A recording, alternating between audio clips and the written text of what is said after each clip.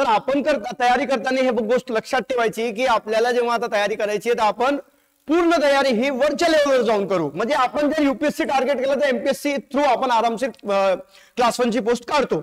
मग आता त्या अनुषंगाने आता युपीएससी तयारी करायचं म्हटलं तर मराठीमध्ये तेवढा डाटा अवेलेबल नाहीये. आता तुम्हाला एक नवीन विषय आलेला आहे इथिक्स इंटिग्रिटी, आणि त्या विषयावर तेवढ्या पुस्तका मराठीमध्ये अवेलेबल नाहीये. तो विषय पण आपण हिंदीमध्ये असलेला डाटा मराठीमध्ये ट्रान्सलेशन करून किंवा व्यवस्थित समजून शिकवणार आहोत. तर ह्या चॅनलला सबस्क्राईब करा, आपल्या मित्रांना पण शेअर करा. प्रत्येक विषयावर आपण डिटेल माहिती घेणार आहोत वर्षभरात.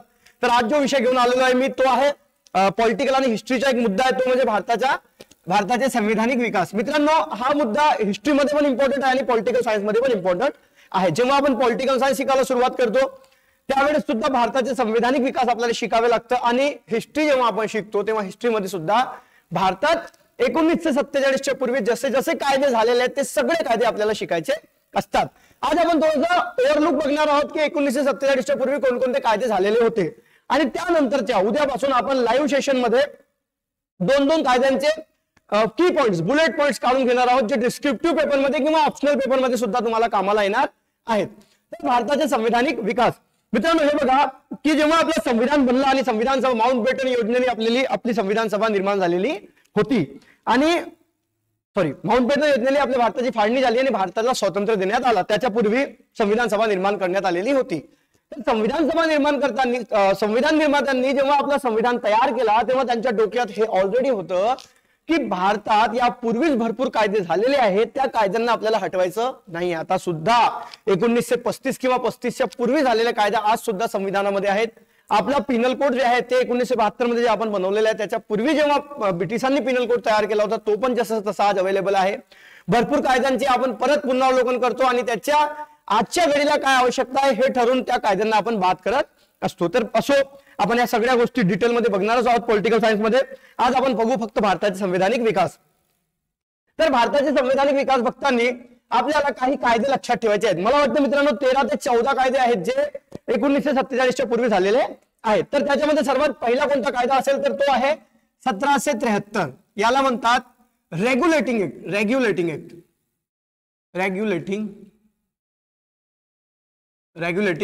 ऍक्ट.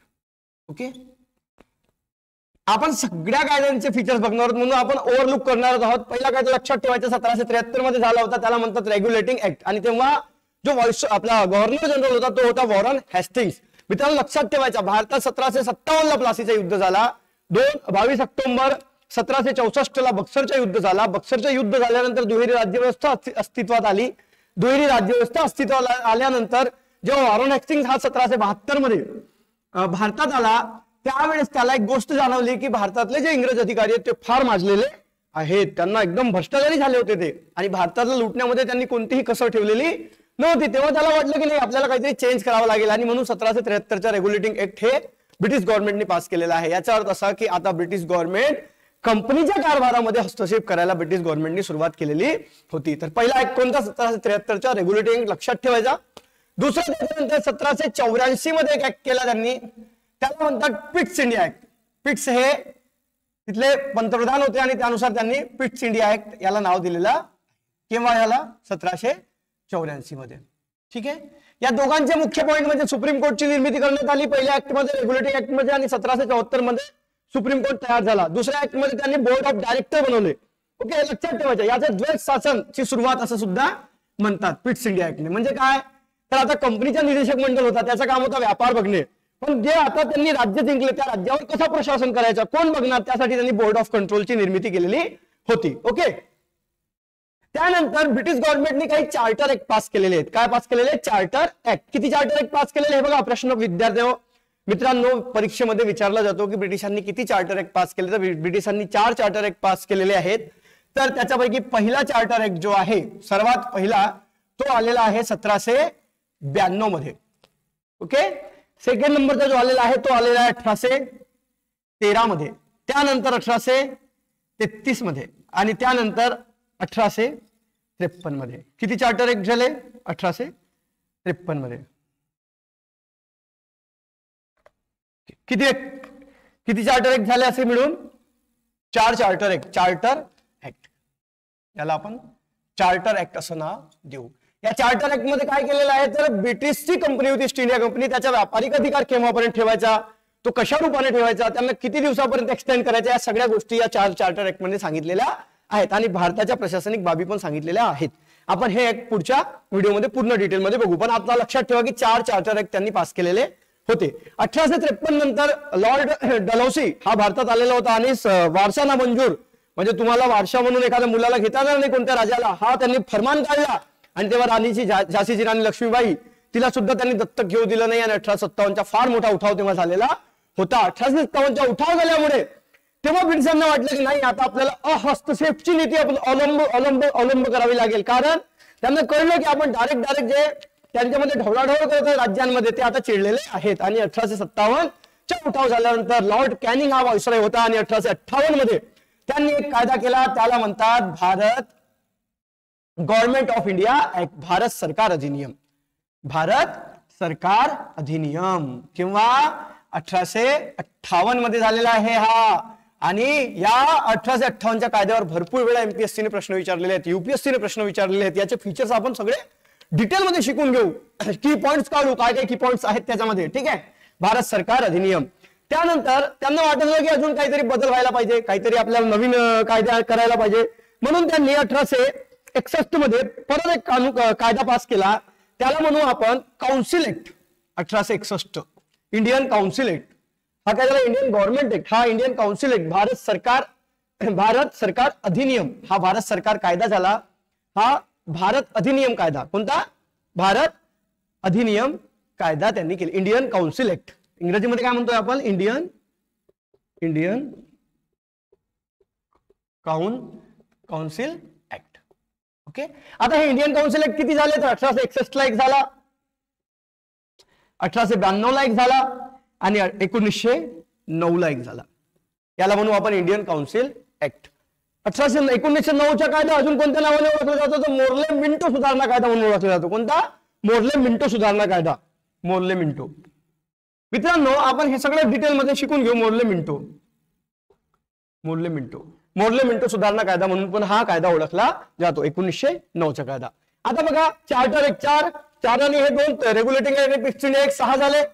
भारत सरकार अधिनियम 7 आणि हे 3 10. आता 2 राहिले अजून कोणकोणता, त्याला म्हणू आपण गव्हर्नमेंट ऑफ इंडिया ऍक्ट, परत भारत सरकार अधिनियम म्हणू आपण. हे कोणकोणते झाले तर एक झाला 1935चा कायदा आहे, 1935चा कायदा. आणि त्यानंतर 1919चा कायदा, 1919चा कायदा आणि 1935चा कायदा. आता हा 1919चा जो कायदा आहे हा कायदा कोणत्या नावाने ओळखला जातो तर मॉन्टेग्यू चेम्सफोर्ड सुधारणा कायदा, मॉन्टेग्यू चेम्सफोर्ड सुधारणा कायदा. लक्षात ठेवायचा. आता आपण काय करणार आहोत बघू.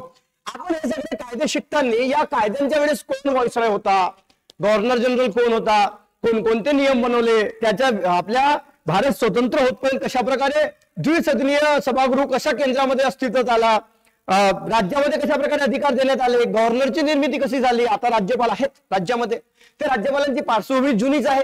ह्या सगळ्या गोष्टी आपण या कायदे शिकताना शिकून घेणार आहोत. मित्रांनो हे बघा, हिस्ट्री हा एक असा विषय आहे की तो विसरतो आपण वाचलं की विसरतो, म्हणून आपण वारंवार जर रिव्हिजन केली तर आपल्याला हे सगळं लक्षात राहतं. तर आज आपण बघून घेणार आहोत 1773च्या रेग्युलेटिंग ऍक्टच्या काही गोष्टी.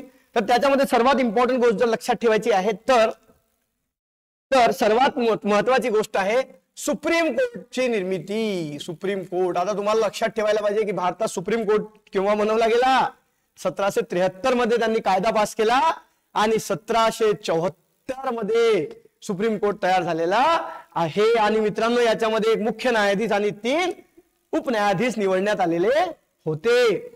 आणि 1773च्याच कायद्याने आता त्या वॉरेन हेस्टिंग्सला दिसलं की आपले अधिकारी लई माजले, लई उपहार घेतात, हे घेतात ते घेतात, त्यांनी बंदी आणली. कोणताही ब्रिटिश गव्हर्नर किंवा अधिकारी कोणत्याही प्रकारची भेटवस्तू कोणत्याही राज्याकडून स्वीकारणार नाही. भेटवस्तू आली की काय मग, आता सुद्धा लई भेटवस्तू जाते अधिकारी लोकांना, है ना. भेटवस्तू दिली की अधिकारी लोक पण मस्त खुश होतात आणि काम करून देतात, म्हणून भारतात इलिगल काम वाढले. असो, हे सगळे आता आपणच अधिकारी झाल्यावर जर आपण बदललो तर बदलेल सगळं, है ना. कारण लोकांना काय पैसे द्या आणि काम करा, तर ते बदलायचे आहे. म्हणून आपल्याला पण भेटवस्तू आणि उपहार घेण्यावर गव्हर्नमेंटने बंदी आणायला पाहिजे, अशा प्रकारचे काहीतरी नियम करायला पाहिजे. बघा मित्रांनो, ब्रिटिशांनी केलेले कायदे आणि ब्रिटिशांनी बनवलेले पूल आज पण आहेत, आणि आपण बनवलेले पूल मागच्या वेळेस पूल बनवतात आणि काही दिवसांनी तो तुटतो. आपले मंत्री उद्घाटन करून जातात आणि काही दिवसांनी तो पूल वाहून जातो म्हणे. आता एवढ्या खालच्या दर्जात जर आपण काम करत राहिलो तर आपल्या देशाचा काय विकास होणार आणि काय आपण शक्तिशाली बनणार आहोत. म्हणून तुम्ही उत्तर लिहिताना सगळ्या गोष्टींना उहापोह करायलाच पाहिजे की खरं म्हणजे आता जर हे कायदे म्हटले की 1773 रेग्युलेटिंग कायदा आला, तुम्हाला प्रश्न पडू येऊ शकतो एक्झामला की भारताचा संवैधानिक विकास लिहा, तर हे सगळे कायदे जर तुम्हाला पाठ आहेत, पहिला कायदा कोणता झाला 1773, 1784, चार्टर एक 4 पाठ आहेत बिलकुल टाइम टू टाइम, त्यानंतर तुम्हाला भारत सरकार 1858 पाठ आहे, त्यानंतर तुम्हाला 1861चा इंडियन काउन्सिल ऍक्ट, 1892चा इंडियन काउन्सिल ऍक्ट, 1909चा मोडले मिंटो सुधारणा कायदा, हे सगळं डोक्यात फिट आहे, तर तुम्ही कुठेच मागे येणार नाही. हे बघा, स्ट्रक्चरली जर अभ्यास केला ना तर सगळ्या गोष्टी लक्षात राहतात. म्हणून आता तुम्ही भारताचा संवैधानिक विकास वाचता आणि फक्त रेग्युलेटिंग ऍक्ट अभ्यास केला जमेल का? नाही. पहिले तुम्हाला हे सगळे किती झाले, सगळे 4 आणि 2 6 आणि 1 7 8 9 10 11 12 हे 12 लक्षात ठेवायला लागतील. हे 12 लक्षात घेतल्यावर आपल्याला एका आपल्याला डिस्क्रिप्शन मध्ये टाकता येईल, व्यवस्थित घेता येईल. आपण पुढच्या व्हिडिओमध्ये 1773 आणि 1784च्या ऍक्ट बद्दल पूर्ण माहिती घेणार आहोत. आपण पॉलिटिकल सायन्स पण सुरू करणार आहोत मित्रांनो.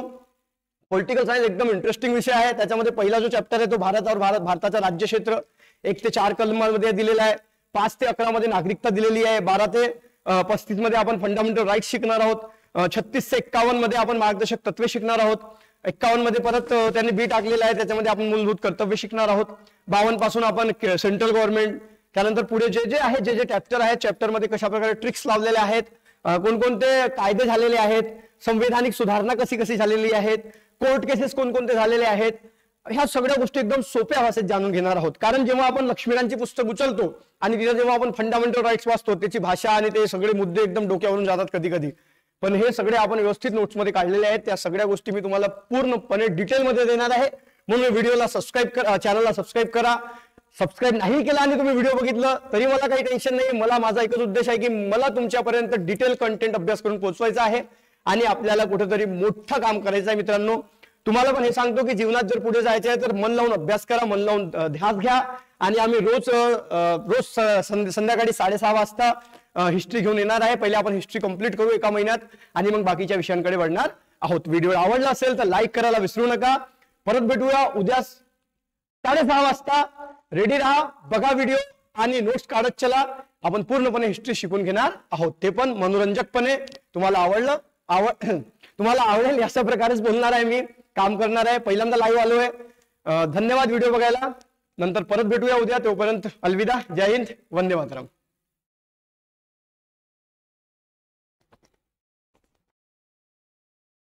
आवाज येत होती का मित्रा? Only one watching.